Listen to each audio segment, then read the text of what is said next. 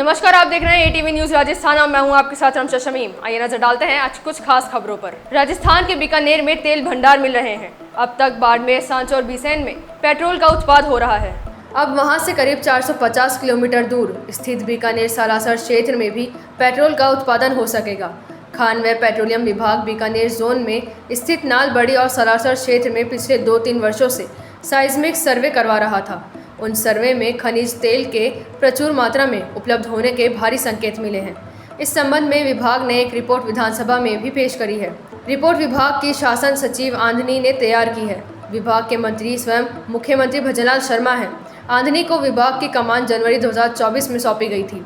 Report में petroleum को राजस्थान की अर्थव्यवस्था के साथ ब्लैक गोल्ड बताया गया है। गत दिनों मुख्यमंत्री भजनलाल शर्मा ने विभागीय अधिकारियों को पेट्रोल खनन के लिए नए क्षेत्र पर फोकस करने को कहा था, ताकि नए निवेश और रोजगार के हजारों अवसर तैयार किए जा सकें।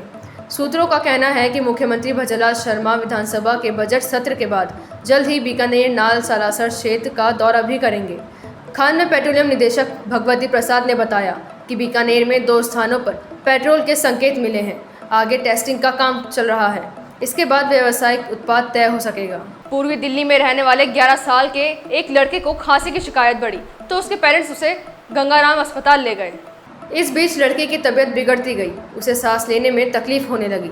हालत ज़्यादा बिगड़ती गई तो उसे अस्पताल में भर्ती करना पड़ा। डॉक्टर्स को शुरुआती जांच में पता चला कि लड़के के फेफड़ों में सूजन है। फिर मेडिकल स्क्रीनिंग की गई तो नतीजे हैरान करने वाले थे। उसे फेफड़ों की रेयर बीमारी हाइपरसेंसिटिव पेनियोमिनिटिस हो गई थी। इसे एक तरह का निमोनिया कह सकते हैं, जो काफ़ी घातक है। केस स्टडी में पता चला कि लड़के को फेफड़ों की ये बीमारी एलर्जिक समस्या कबूतर की बीट और पंखों के संपर्क में लंबे समय तक रहने के कारण हुई। ये एक रेयर लेकिन बेहद गंभीर मेडिकल कंडीशन है, जो कई बार जानलेवा भी हो सकती है। दिल्ली नगर निगम और वन विभाग के बीच इस बात पर बहस होती रहती है कि कबूतरों की फैलाई गंदगी को साफ करने की जिम्मेदारी किसकी है। हर बार बात यहाँ आकर ख़त्म होती है कि शहर में निजी और सार्वजनिक स्थानों पर कबूतरों ने कब्जा कर लिया है। इसलिए किसी एक के ऊपर जिम्मेदारी डालने की बजाय दोनों को मिलकर इस काम के लिए पैसे देने चाहिए। हार्दिक पांड्या से तलाक की अनाउंसमेंट के बाद नताशा वापस अपने होम टाउन सर्बिया पहुंच गईं। उन्हें 17 जुलाई को मुंबई एयरपोर्ट पर सर्बिया के लिए रवाना होते देखा गया था। नताशा के साथ उनके बेटे को भी स्पॉट किया गया था। अब सर्बिया पहुंचकर नताशा ने कुछ फोटो और वीडियो शेयर किए हैं, जिसमें कभी वो बेटे के साथ खेलते हुए तो कभी जिम में वर्कआउट करते हुए नजर आ रही हैं। हार्दिक ने नताशा से तलाक की पुष्टि करते हुए 18 जुलाई की रात इंस्टाग्राम पर एक पोस्ट शेयर की थी। हार्दिक ने 1 जनवरी 2020 को नताशा से सगाई की थी। इसकी जानकारी उन्होंने सोशल मीडिया के जरिए दी थी। दोनों 31 मई 2020 को शादी के बंधन में बंधे थे। उसी साल 30 जुलाई 2020 को उनके बेटे का भी जन्म हुआ था। नताशा ने बॉलीवुड में फिल्म सत्याग्रह से डेब्यू किया था। हालांकि उन्होंने बादशाह के गाने डीजे वाले बाबू से फेम मिला था। इसके अलावा वो बिग बॉस 8 और नच बली 9 में बतौर कंटेस्ट नजर आई थी। हालांकि उन्हें बादशाह के फेम गाने डीजे वाले बाबू से मिला था। इसके अलावा वो बिग बॉस 8 और नच बली 9 में बतौर कंटेस्टेंट नजर आई थी। श्रीगंगानगर से भाजपा विधायक जयदीप बिहाड़ी के खिलाफ एक डॉक्टर ने किडनैपिंग और मारपीट का मामला दर्ज कराया है।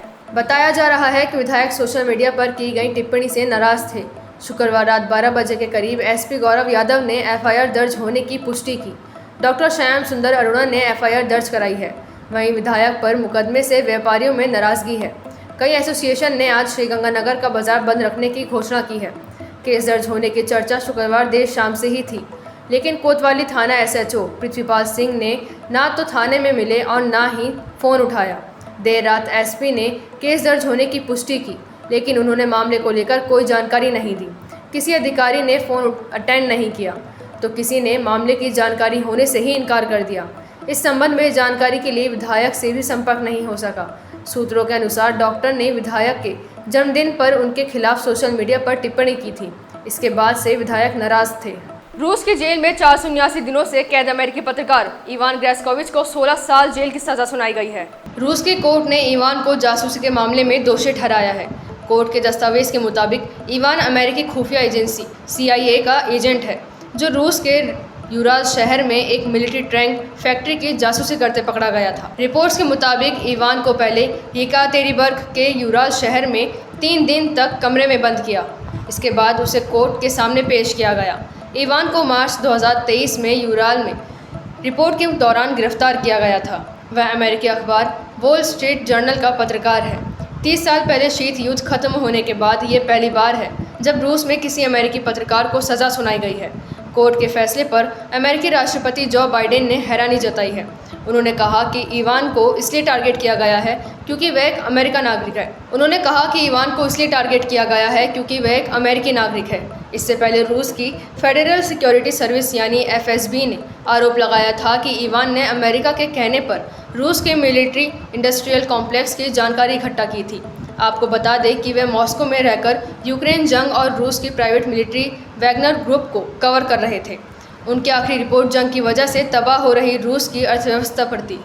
ऐसी खास खबरों को देखने के लिए बने रहिए ATV न्यूज़ राजस्थान के साथ। तब तक के लिए नमस्कार।